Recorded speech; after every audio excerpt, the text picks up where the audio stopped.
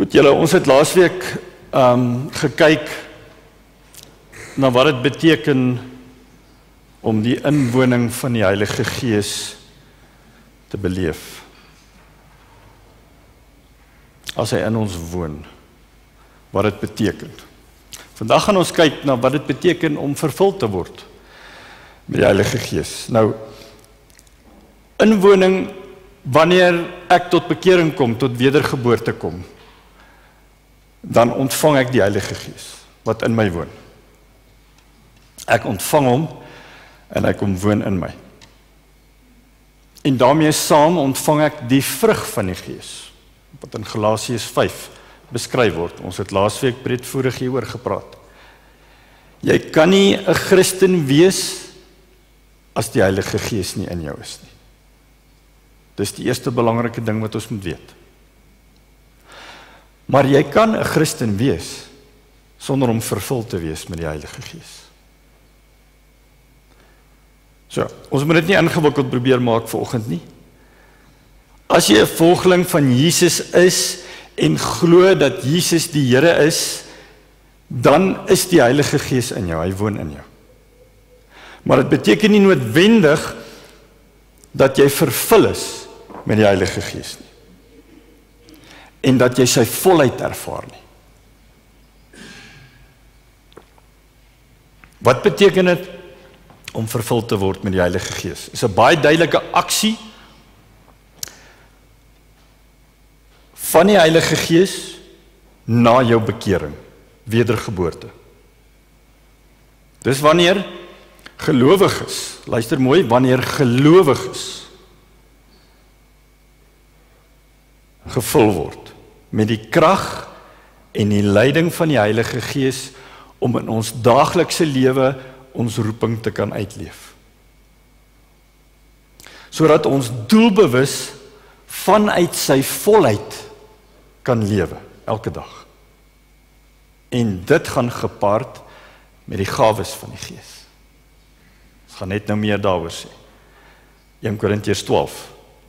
Goed, so wedergeboorte, bekering, Heilige Gees kom woon in jou, ontvang die vrug van die Gees, iets wat moet groei, liefde, vreugde, vrede, geduld, al daai goed, iets wat moet groei in jou lewe.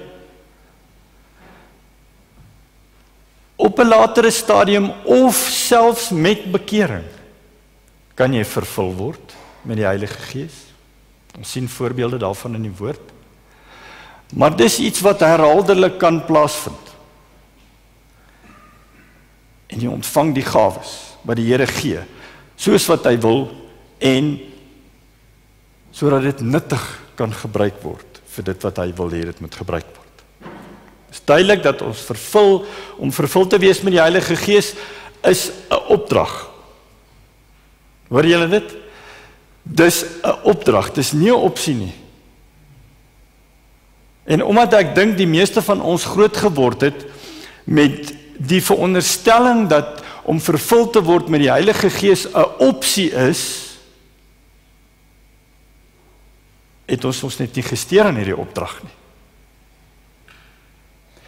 Dit moet 'n voortdurende ervaring wees, soos wat ons onsself oorgee aan die beheer van die Heilige Gees. Nie ek in beheer nie, die Heilige Gees in beheer.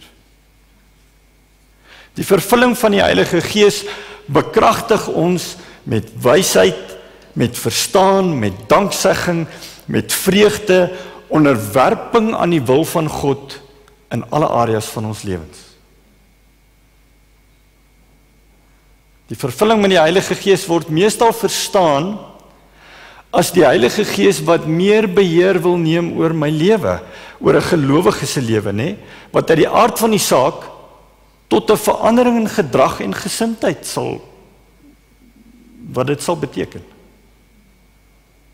Terwyl elke gelowige by wedergeboorte die Heilige Gees ontvang, is die vervulling met die Heilige Gees 'n aparte en 'n aanvullende beloofde aksie of gebeurtenis wat vir ons krag gee en leiding gee om 'n lewe te leef wat God behaag. As jy 'n paar notas wil maak om jou te help, ek het net so 'n paar opskriffies gemaak. Dis inwoning van die Gees, Galasiërs 5, vervulling van die Gees, gawes van die Gees, is 1 Korintiërs 12. So, die eerste is, dis 'n opdrag. Dis nie 'n opsie nie. Het staan in Efesiërs 5 vers 18. Moenie dronk word van wyn nie, daarin is losbandigheid, maar word met die Gees vervul. Dis 'n opdrag. En as dit 'n opdrag is, dan is dit essensieel vir elke gelowige se lewe. Dan, dis ook 'n voortdurende ervaring. In die Grieks is dit duidelik dat die teenwoordige tyd van hierdie teksvers daarop dui dat dit 'n voortdurende, aanhoudende aksie is en nie 'n eenmalige gebeurtenis nie. Dit gaan ook oor oorgawe en vertroue. Om oor te gee aan die Heilige Gees se beheer. Maak dit vir hom moontlik om deur ons te werk. As ons nie kan oorgee nie, kan hy nie deur ons werk nie. Om ons te vul met sy krag en met sy leiding, né? En dan, dis 'n gebed van geloof. Om die Here se teenwoordigheid in jou lewe te begeer, is vir hom om hom in geloof te vra om vir hom meer van jou te gee, van hom te gee. Om vir jou meer van die Heilige Gees te gee. En dis 'n manier om vervul te word met die Heilige Gees. En dan, dit gaan alles oor soek en vra. Jesus het gesê, net soos wat ons aardse vaders vra vir goeie gawes, kan ons vir God vra vir die Heilige Gees. God die Vader vra vir die Heilige Gees. Dis ook om dienooreenkomstig die wil van God te lewe. Wanneer jy vervul word met die Heilige Gees, gee dit ons die krag om God se plan te lewe wat hy vir ons lewe gehad het. As jy wonder hoekom jy sukkel om dit te leef wat jy voel jy moet leef, is dit waarskynlik net omdat jy die vervulling met God se Gees nodig het.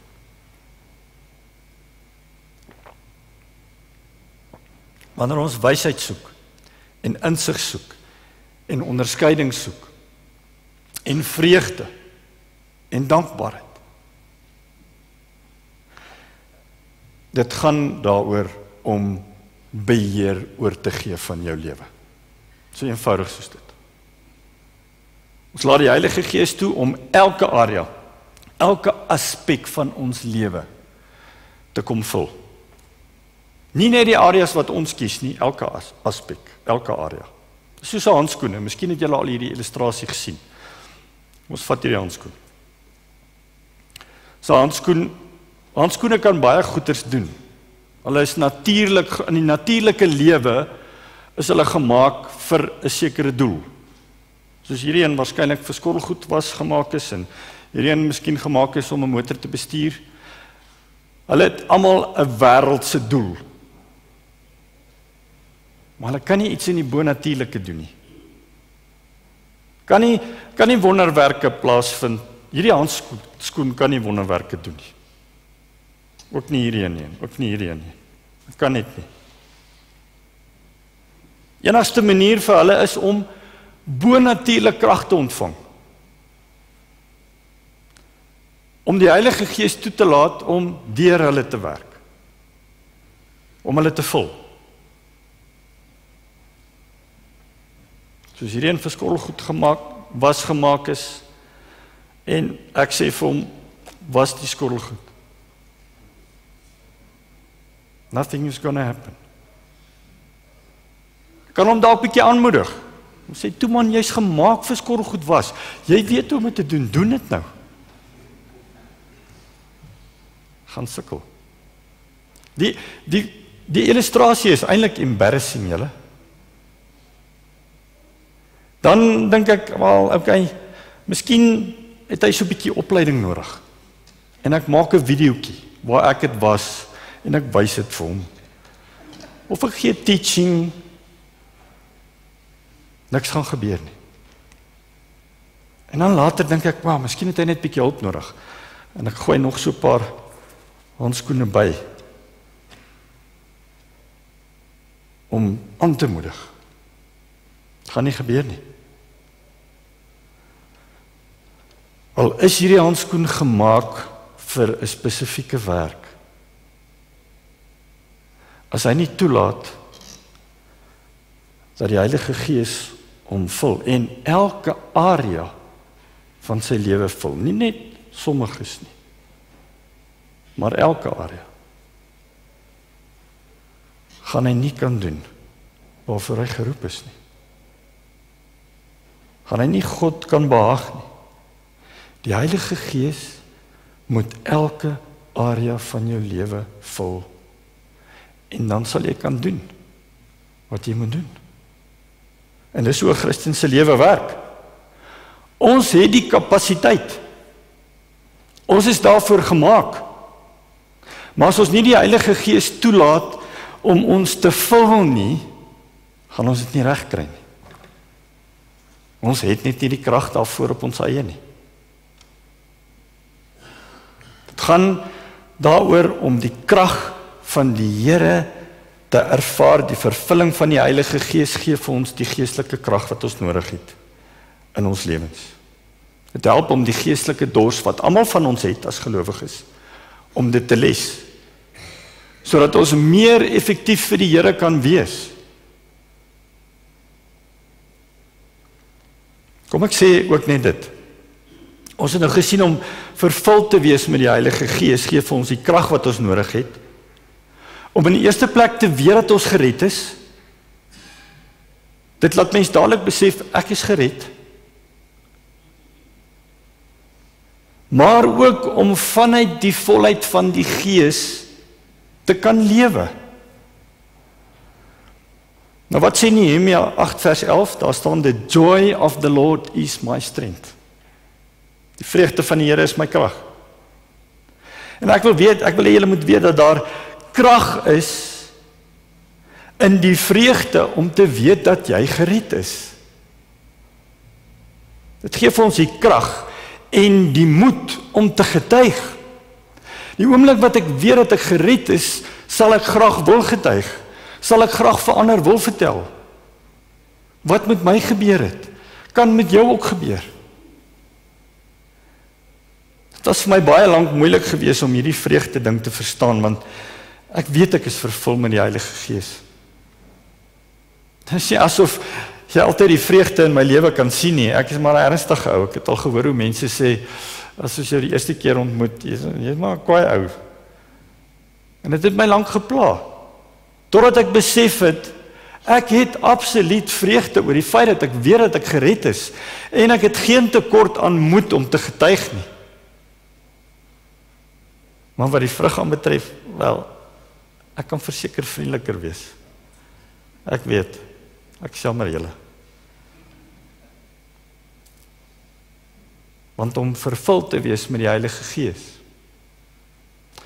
beteken om opgevang te wees in die vreugde wat bestaan in die drie-eenheid, in die liefde tussen God, die Vader en God die Seun. Jesus se missie was om die Vader te openbaar en te verheerlik, en die Heilige Gees se missie was om Jesus te openbaar en Jesus te verheerlik.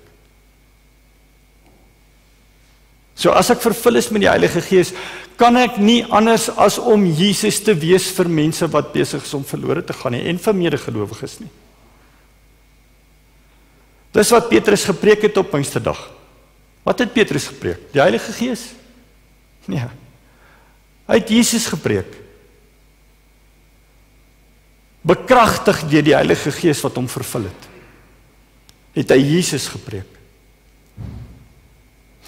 Ek wil nie graag hê dat julle vanoggend die gevoel moet kry dat ek Efesiërs 5 vers 18 net in sy onmiddellike konteks probeer interpreteer nie.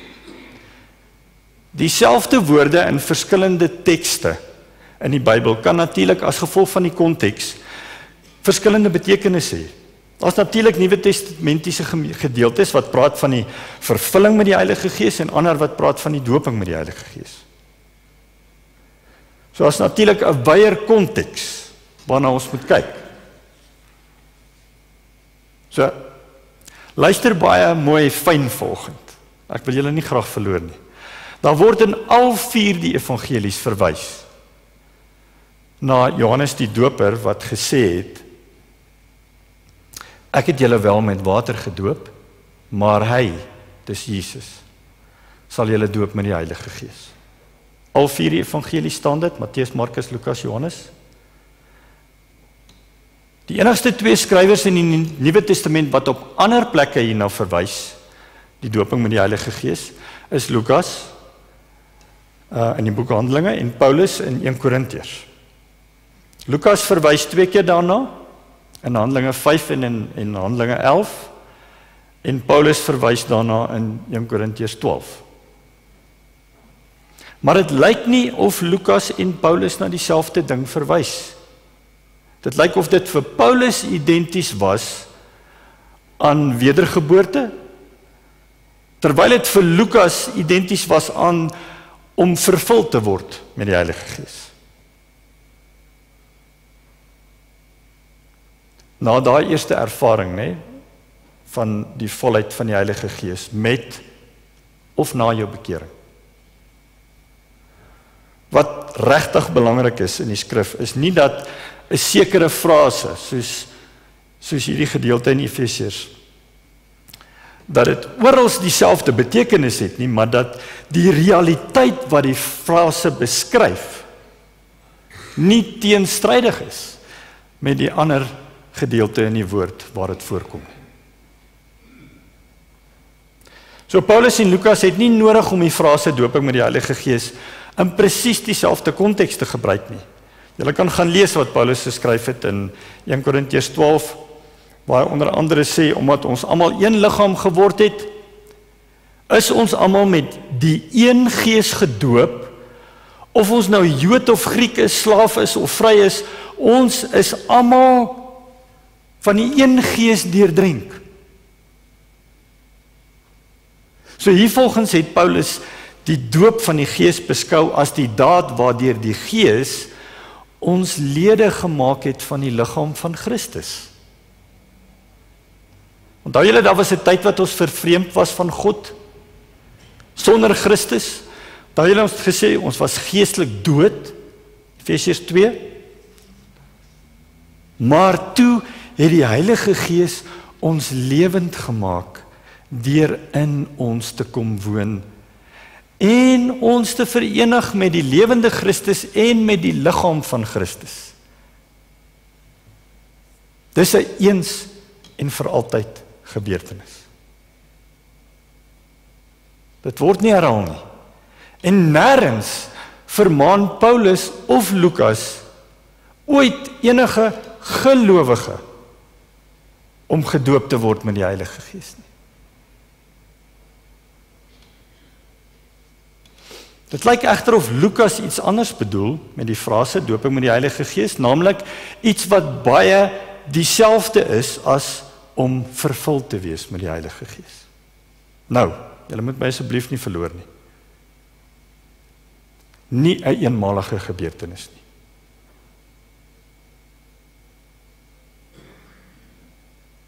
Nie vir Paulus of vir Lukas nie. Vervulling van die Heilige Gees, nie 'n eenmalige gebeurtenis nie, maar 'n voortdurende, herhalende gebeurtenis. En die bewys hiervoor kom uit Handelinge 1 vers 4 en 5. Lukas reken dat Jesus net voor hy opgevaar het na die hemel, het hy mos vir die 120 gesê, julle onthou, uit die Pinkstertyd, het vir hulle gesê om te gaan wag in Jerusalem, gaan wag op die gawe wat die Vader beloof het. Want hy praat met gelowiges, né? Soos wat julle van my gehoor het, sê hy in 1 Korintiërs 8 en Handelinge 1 vers 4, soos wat julle van my gehoor het, in vers 5, Johannes het wel met water gedoop, maar julle sal binne 'n paar dae met die Heilige Gees gedoop word. 'n Bietjie later. Hy praat met gelowiges, hy sê julle gaan 'n bietjie later met die Heilige Gees gedoop word. En dit was natuurlik 'n duidelike verwysing na Pinkster. Handelinge 1 is Jesus se belofte dat hulle met die Heilige Gees gedoop sal word, en Lukas beskryf die vervulling van Jesus se belofte in terme van die vervulling met die Heilige Gees. Tog weet ons uit Handelinge 11 vers 15 tot 17 dat Lukas wel Pinkster sien as 'n doping met die Heilige Gees. Hy beskryf Petrus se prediking aan die heidene in Kornelius se huis. Onthou nou, Petrus is nou hier aan die woord. Hy praat met ongelowiges. En hy sê die volgende: En toe ek, dis nou Petrus, begin spreek, het die Heilige Gees op hulle, die ongelowiges, geval soos ook op ons, die gelowiges, in die begin. Ek het die woord van die Here, dit was nou toe Pinkster uitgestort, met Pinkster, net toe die Heilige Gees uitgestort het. Hulle was gelowiges, die Here het gesê, gaan wag, en die Pinkster en die Heilige Gees word uitgestort. So Petrus praat van daai. Hy sê, ek het die woord van die Here onthou. Hoe hy gesê het, Johannes het met water gedoop, maar julle sal met die Heilige Gees gedoop word. En toe sê hy, as God, dan aan hulle, hierdie ongelowiges met wie ek nou praat, sê Petrus, dieselfde gawe gegee het, toe hulle nou tot bekering gekom het, soos aan ons, die gelowiges, wat in die Here Jesus Christus geglo het, soos aan ons. Wie was ek dan, dat ek God kan verhinder? So hierdie uitstorting van die Heilige Gees op die heidene word vergelyk met die eerste Pinksteruitstorting op gelowiges. En beide word verduidelik hier as die doop van die Heilige Gees. Doop met die Heilige Gees. En daarom sien Lukas dit wat gebeur hier tydens Pinkster as beide die doop met die Heilige Gees, maar hy sien dit ook as die vervulling met die Heilige Gees. Hy verwys later na die disippels wat weer vervul word in Handelinge 8 vers 31, maar nooit dat hulle weer gedoop is met die Heilige Gees nie. Ek hoop dit maak vir julle iets duidelik tussen die twee. En ek dink nie Lukas stel die doop met die Heilige Gees gelyk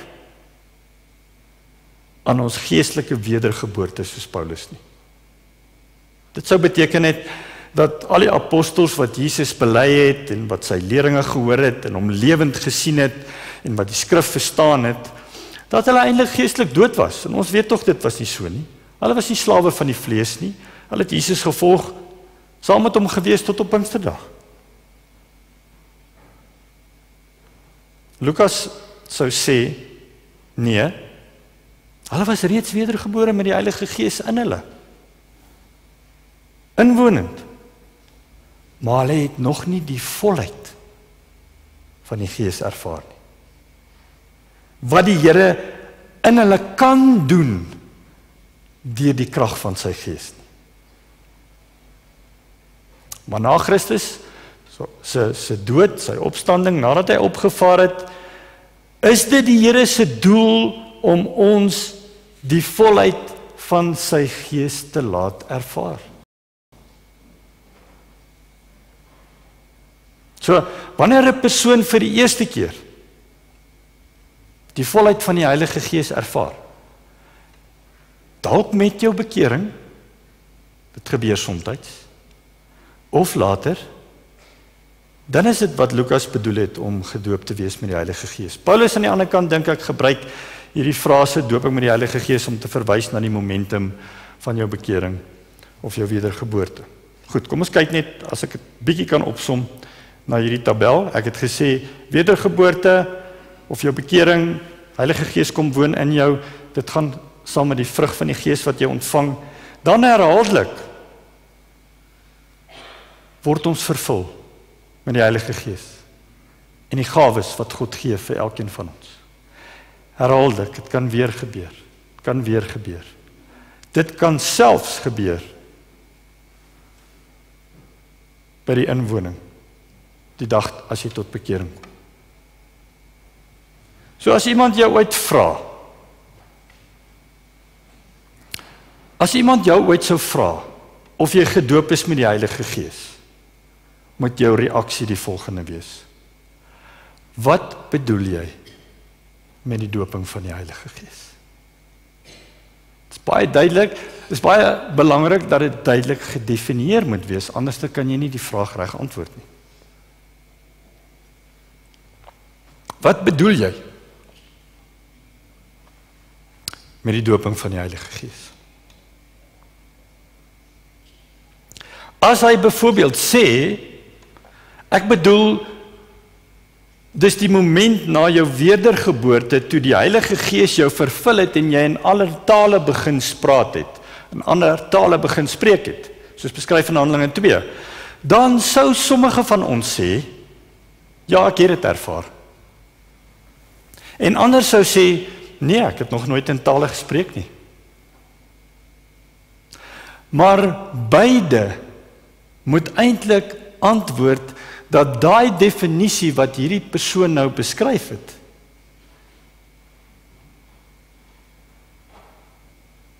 van doping met die Heilige Gees, is nie Bybels nie.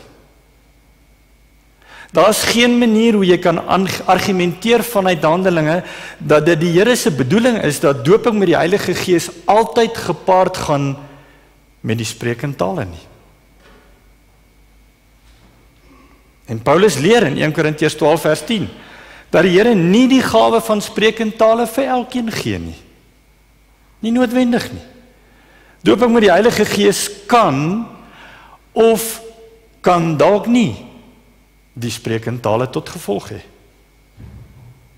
Dit is nie noodwendig deel van Lukas of Paulus se definisie van die doping van met die Heilige Gees nie. Dis nie verkeerd om daarop aanspraak te maak dat tale 'n moontlike gevolg is van 'n geesvervulde ervaring.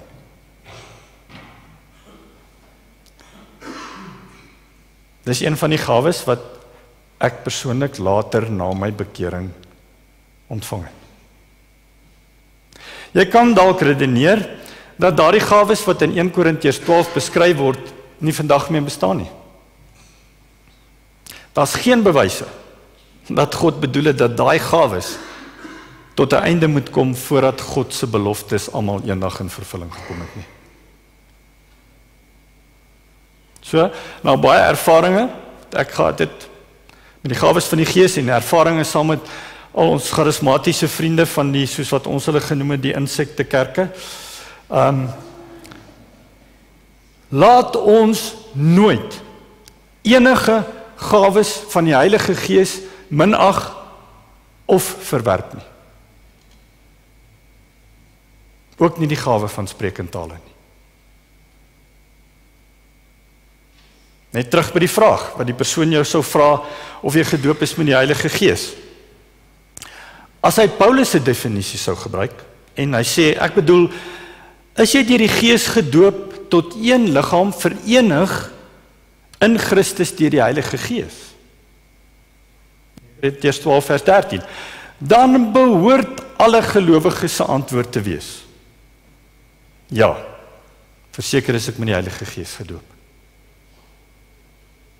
As hy Lukas se definisie sou gebruik, is jy ooit een keer so vervul met die Heilige Gees, dat jy oorgeloop het met vreugde en blydskap, en jy kon nie wag om daarvan te gaan getuig, met vreugde en blydskap nie, vir ander te gaan vertel nie, dan kan jou antwoord wees, en dit behoort elkeen van ons se antwoord te wees. Ja.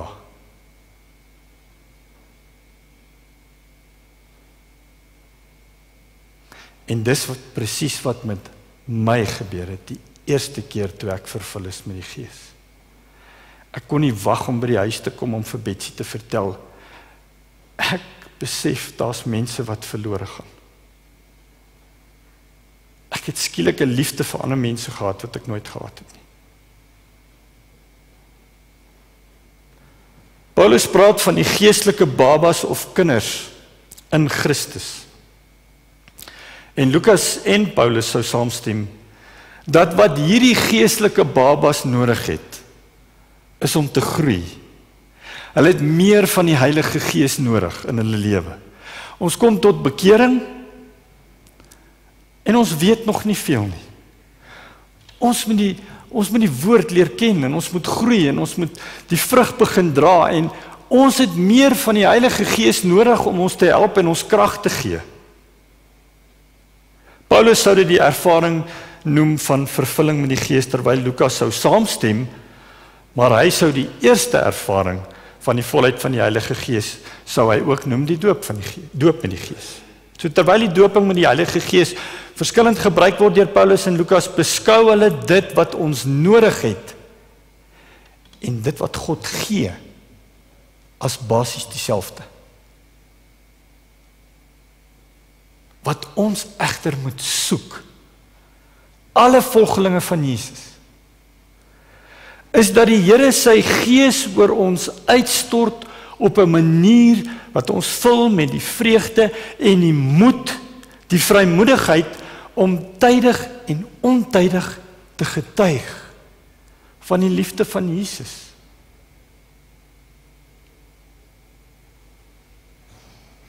En die manier wat hy dit vir ons gee, is waarskynlik so verskillend as wat mense verskillend is.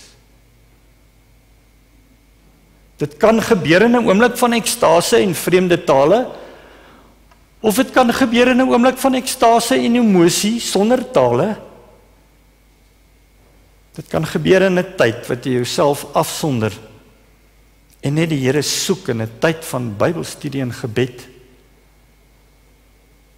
Dit kan gebeur wanneer mense jou die hande oplê en vir jou bid, soos wat dit met my gebeur het. Of wanneer jy saam met ander net lofprys en aanbid, soos wat dit met Liesrie gebeur het, toe sy 'n student was en hulle tussen 'n klomp mense was, waar party groot party gehou het en 'n paar van hulle eenkant gaan staan en lofprys en aanbid het.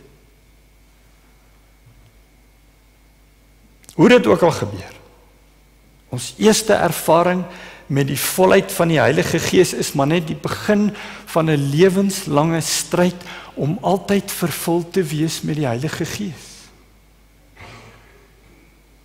Vervul te bly.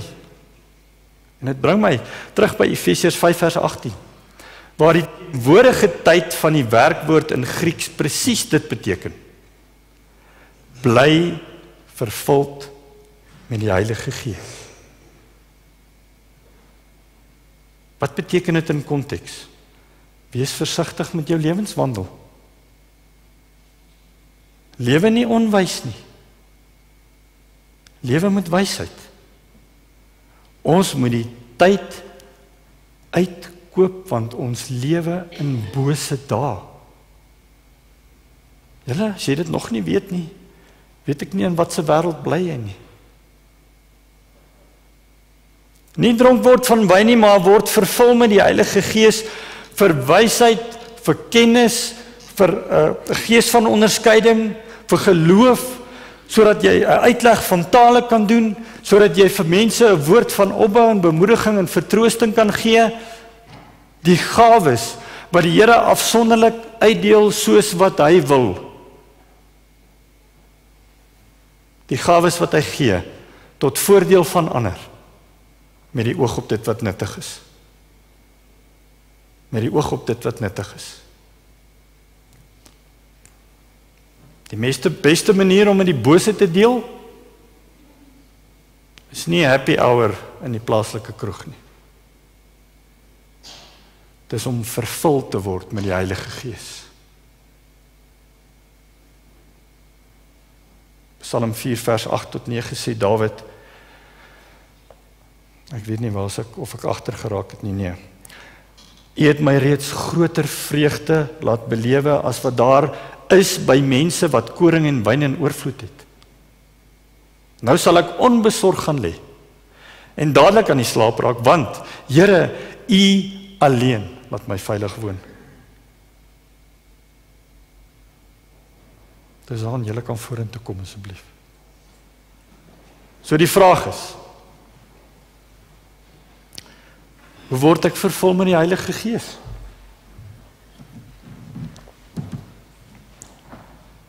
Ons het die opdrag om vervul te word. Maar ons is nie die een wat vervul nie. Die Heilige Gees is.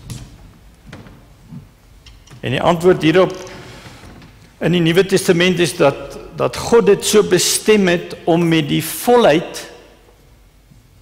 volheid deur geloof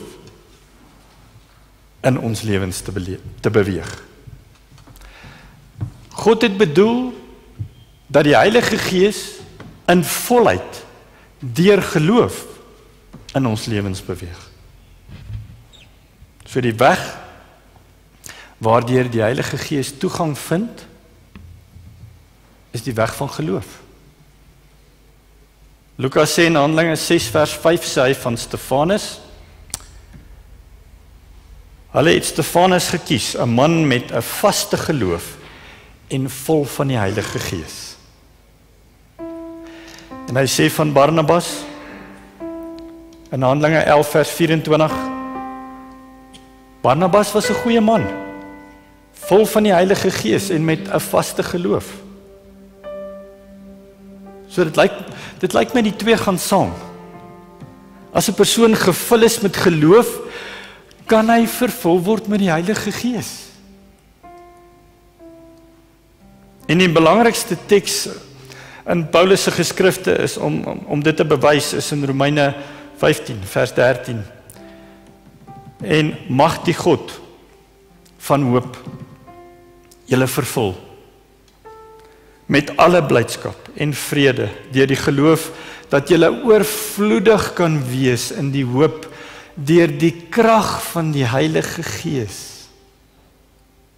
Dit is belangrik om te sien dat ons deur ons geloof gevul word deur die Heilige Gees en met hoop en daarom met vreugde en vrede. Niemand bly vol van die Heilige Gees 24/7 nie. Ek weet nie van iemand wat voortdurend totale vol vreugde en totaal onderworpe aan die Here lewe en bekragtig is vir ons dienswerk net elke minuut van elke dag nie. Maar dit is veronderstel om elkeen van ons se doelwit te wees. Daar staan in Psalm 42:2 soos 'n hert wat smag na waterstrome. So smag my siel na U, o God. My siel dors na God, na die lewende God.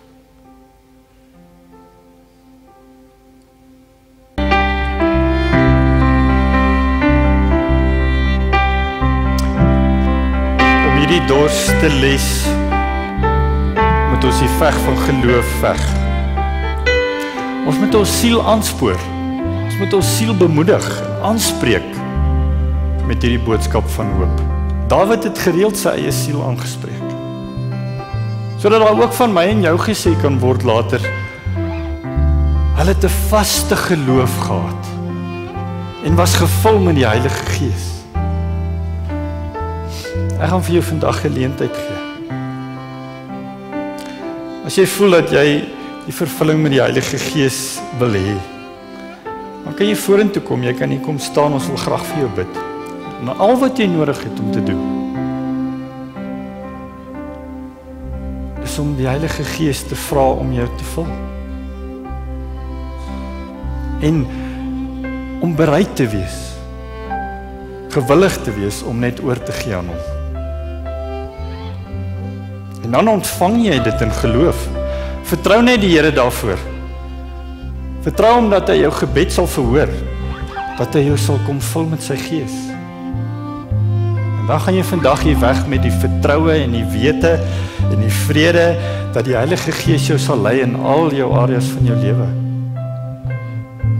Lewe dan 'n lewe van voortdurende koneksie, fellowship met die Heilige Gees.